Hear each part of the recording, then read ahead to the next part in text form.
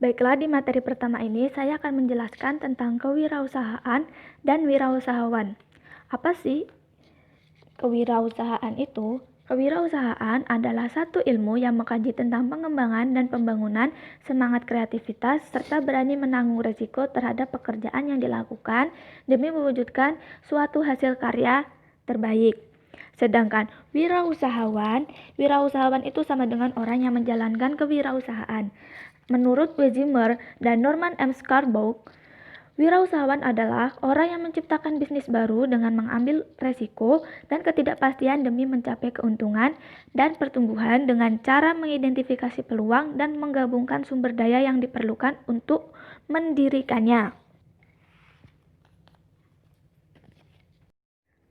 Apa sih peran dan fungsi suatu kewirausahaan? Peran dan fungsi suatu kewirausahaan adalah mampu memberi semangat dan motivasi pada orang lain, mampu menggerakkan orang untuk bekerja lebih teratur, memberi inspirasi di dalam menentukan peluang, dan mengurangi pengangguran. Serta seorang wirausahawan akan menemukan suatu peluang dan tantangan dalam menjalankan kewirausahaannya.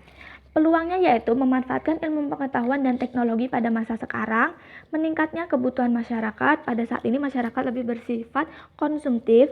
Dan yang ketiga, kesadaran masyarakat. Kesadaran masyarakat ini mempengaruhi penjualan kita. Dan yang keempat, membuka lapangan pekerjaan. Tantangan bagi seorang wirausahawan adalah persaingan bisnis masyarakat, sikap selektif masyarakat, keinginan konsumen yang berubah-ubah.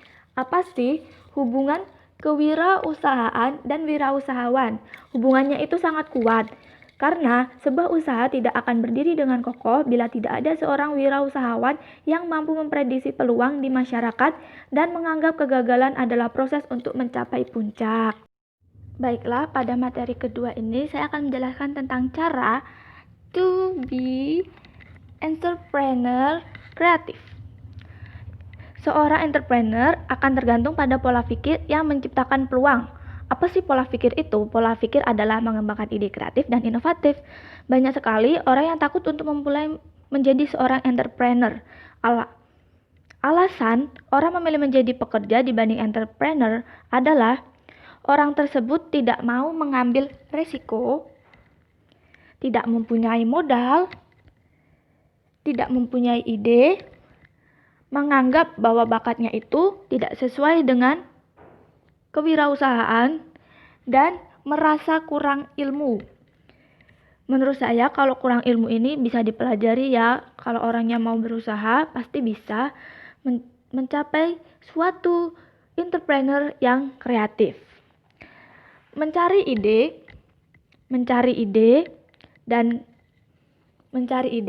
kreativitas itu ada banyak cara, tapi saya menjelaskan 5, yaitu dengan kebiasaan kita, memanfaatkan teknologi, belajar kepada orang lain yang lebih ahli, mencatat ide-ide yang terlintas di otak kita, walaupun itu hanya sekilas, setidaknya kita tulis. Dan yang kelima, mencari banyak pengalaman. Pengalaman itu nggak kayak cuma di suatu daerah, di suatu tempat, tapi kita kalau bisa mencari di seluruh tempat. Jadi kita akan mendapatkan beragam jenis pengalaman. Kreativitas akan menciptakan suatu inovasi.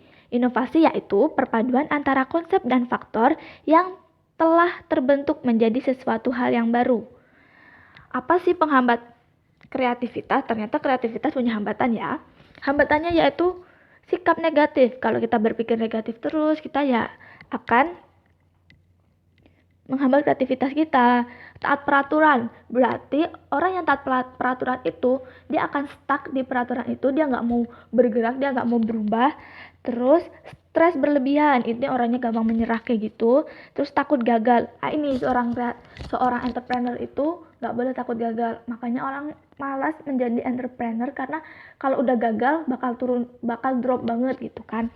Terus habis itu yakin bahwa dirinya tidak kreatif atau terlalu mengandalkan logika. Nah, ini yang lebih parahnya lagi. Apa sih itu?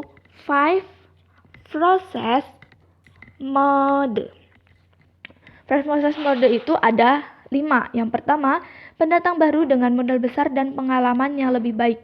Daya tawar pesuplai terlalu besar, daya tawar pembeli yang sangat kuat karena pembeli sedikit atau produknya standar. Penawaran harga yang menarik dari barang substitusi dan persaingan banyaknya kompetitor padahal demand sedikit. Baiklah, pada materi ini saya akan menjelaskan tentang makro dan mikro. Apa sih itu makro atau fungsi makro? Kualitatif. Makro itu lebih bersifat kualitatif, peran wirausahawan kecil. Memperkokoh ekonomi nasional, efisiensi ekonomi, dan sarana pendistribusian. Fungsi mikro yaitu peran wirausahawan juga. Yang pertama itu penemu dan perencana.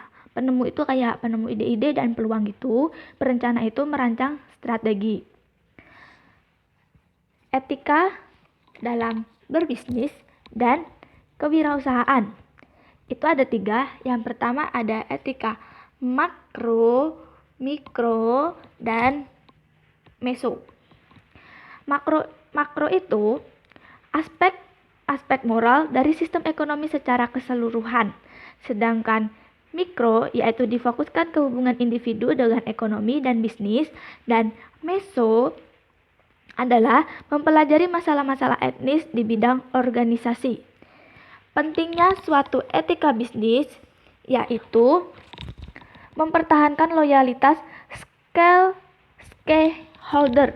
Apa sih itu stakeholder? Stakeholder adalah individu atau kelompok yang berkepentingan dan berpengaruh pada keputusan-keputusan perusahaan. Siapa saja stakeholder itu? Mitra kerja, pemasok organisasi, pekerja, bank dana, investor, masyarakat umum, dan pelanggan. Tanggung jawab suatu perusahaan yaitu lingkungan, karyawan, pelanggan, investor, dan masyarakat. Ide kewirausahaan itu ada 2. Yang pertama, sumber potensi peluang serta bekal pengetahuan dan kompetisi kewirausahaan.